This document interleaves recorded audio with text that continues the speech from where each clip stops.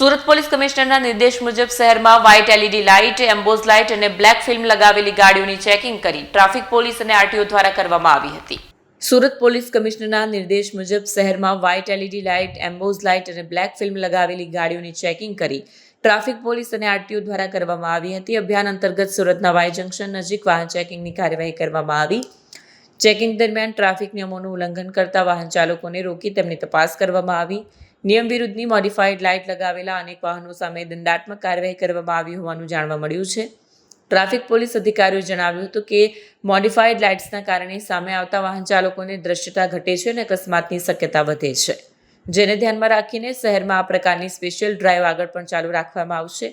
આ સાથે વાહન ચાલકોને ટ્રાફિક નિયમોનું પાલન કરવા અને વાહનોમાં અનધિકૃત ફેરફાર ન કરવા માટે અપીલ પણ કરવામાં આવી હતી. હું એસઆર ટંડેલ, ટ્રાફિક વિભાગ રીજન 3 સુરત શહેર. સુરત શહેરના પોલીસ કમિશનર શ્રી અનુપમસિંહ ગેહલોત સરને ખાસ સૂચના કરેલી, જે વ્હાઇટ લાઇટ એલઈડી અથવા તો જે અંજાઈ જાય તેવા લાઇટ સાથે વાહનો ચલાવતા હોય છે અને ક્યાંક ને ક્યાંક વાહનોમાં એવી મોડિફાઈડ લાઇટો લગાડતા હોય છે. આવા વાહન ચાલકોને આઈડેન્ટિફાઈડ કરી એના વિરુદ્ધ દંડાત્મક કાર્યવાહી થાય, એક્સિડન્ટમાં ઘટાડો થાય, એ માટે આજે અમે વાય જંકશન ખાતે આવા વાહનોનું ચેકિંગ ચલાવી રહ્યા છે. સાથે સાથે કોઈ બ્લેક ફિલ્મ હોય, લાયસન્સ ન હોય, એને પણ ચેકિંગ કરી રહ્યા છે.